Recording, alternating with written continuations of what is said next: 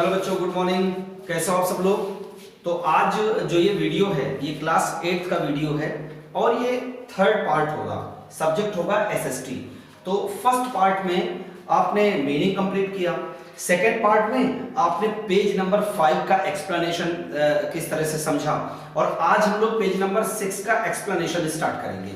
तो कौन सा पार्ट होगा बच्चों? वीडियो ये पार्ट होगा 3, सब्जेक्ट होगा एसएसटी और लेसन होगा आपका नंबर 1। ओके बच्चों, और नेम तो आपको पता ही है, द मॉडर्न पीरियड। ओके बच्चों, तो आपने देखा कि मॉडर्न पीरियड जो हिस्ट्री के पीरियड्स होते हैं, एक तो एंशिएंट होता है, एक मेडिवल होता है और एक मॉडर्न होता है।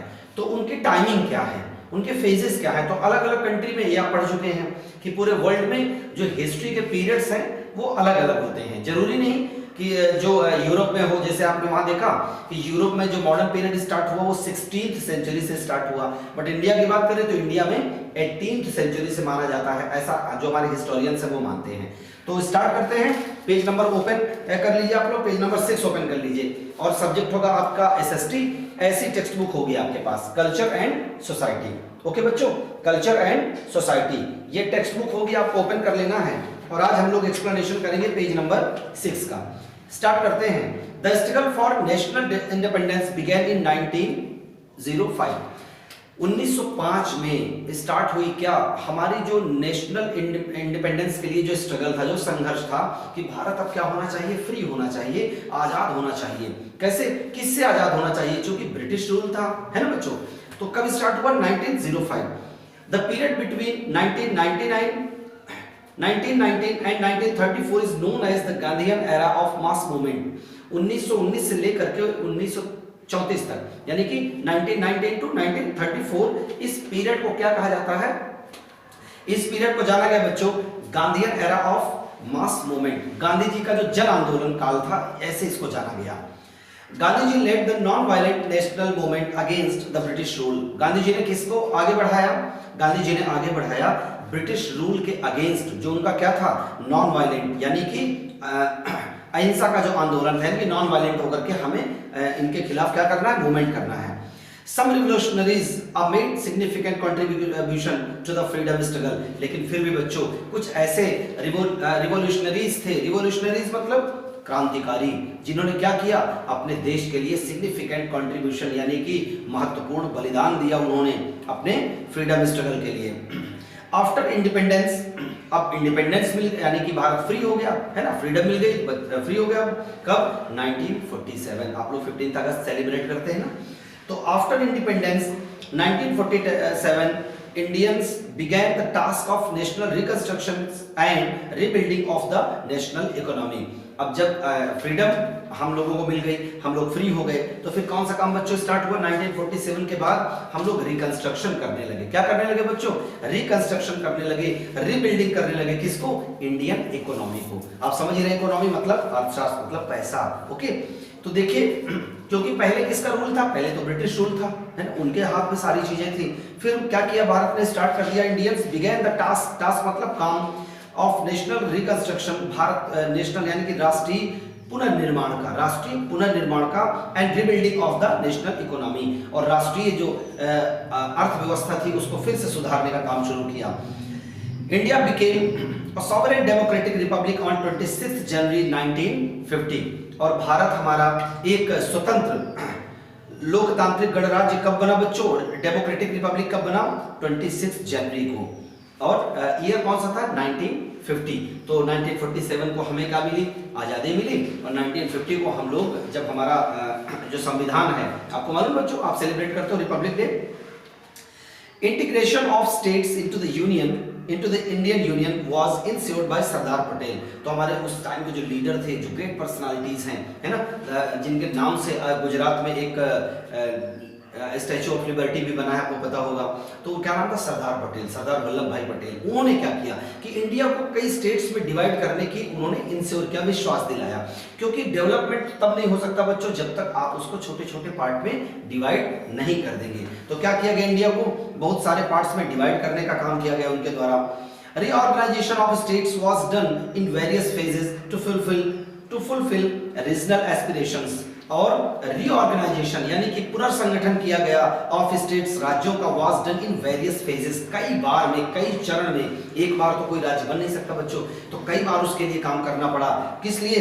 ताकि फुलफिल पूरी करने के लिए रीजनल यानी कि क्षेत्रीय और एस्पिरेशंस बच्चों, हमारी जो महत्वाकांक्षाएं होती हैं, हमारी जो क्षेत्रीय महत्वाकांक्षाएं, जो हमारी जरूरतें हैं, उनको पूरा करने के लिए स्टेट्स का जो रीऑर्गेनाइजेशन था, जो पुनर्संगठन था, वो कई फेज में, कई स्टेप में, कई चरण में किया गया। ओके, तो यहां तक आ गया समझ में। अब हम लोग देखिए नेक्स्ट पैराग्राफ स्टार्ट करेंगे। The changing nomenclature of the subcontinent and its regions. Nomenclature क्या होता है? नामकरण। हम किसी चीज का नाम करते हैं ना, किसी चीज का नाम रखते हैं, जैसे इंसान का नाम रखा जाता है, वैसे जगह का, प्लेस का नाम। तो क्या किया गया? फिर वो स्टार्ट हुआ, रीजन्स यानी कि क्षेत्रों का नामकरण स्टार्ट किया गया। देखिए कैसे। The Indian subcontinent, comprising the modern countries of India, Pakistan and Bangladesh, formed the British Indian Empire until partition 1947. Partition के पहले इंडियन सबकॉन्टिनेंट में कौन कौन आते थे, कौन कौन कंप्राइज करते थे, शामिल थे? The modern countries of India, Pakistan, Bangladesh form the British Indian empire until partition. ये ब्रिटिश के समय में इंडियन एम्पायर था पूरा। कब तक? जब तक देश को आजादी नहीं मिली। लेकिन 1947 के बाद Myanmar, then known as Burma, जो आज म्यांमार कंट्री, आपको बताया था कल, शायद दूसरा कोई क्लास था, लेकिन आप समझ लीजिए कि मैप, एक मैप भी आपको लेना बच्चों। कल हमने 7th क्लास के बच्चों के लिए कहा है, आज आप लोगों के लिए कह रहे हैं कि आपको इंडिया का एक मैप चाहिए। क्या चाहिए बच्चों?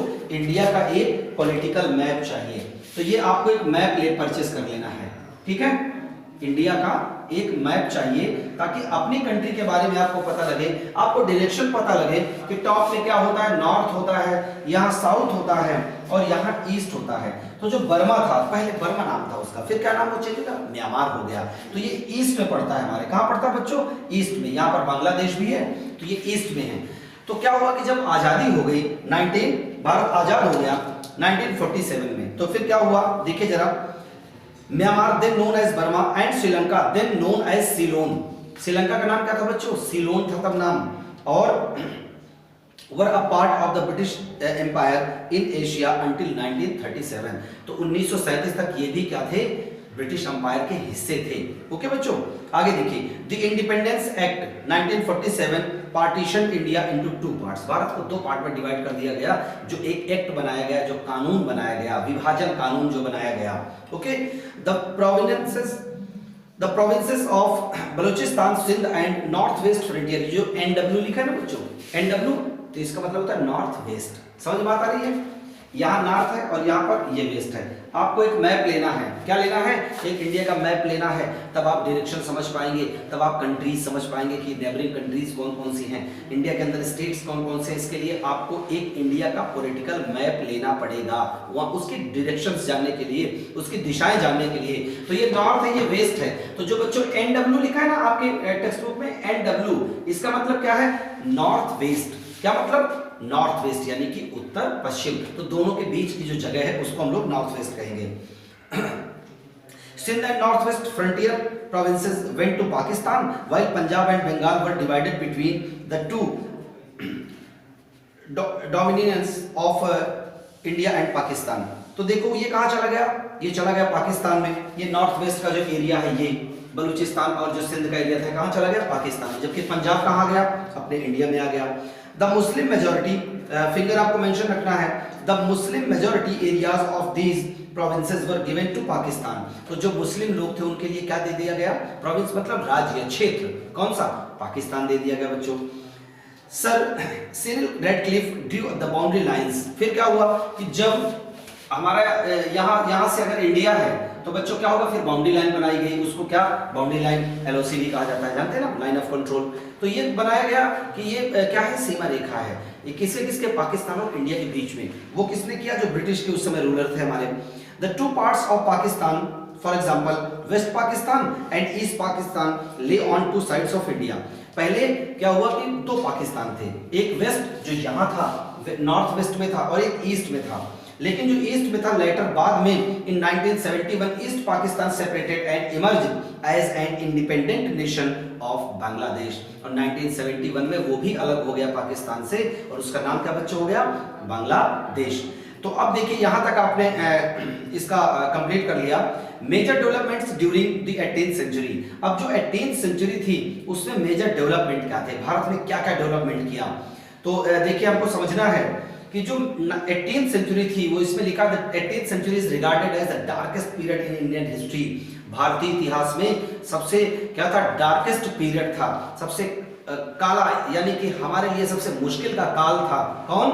18th century. तो ये हम लोग इसके थर्ड पार्ट में बच्चों करेंगे, इसका थर्ड पार्ट हम लोग कंप्लीट कर लेंगे। और आज का वीडियो आपका इतना ही। अभी देखिए ग्रामर का भी आज नेक्स्ट वीडियो आपका अपलोड होने वाला है। ओके बच्चों, थैंक यू।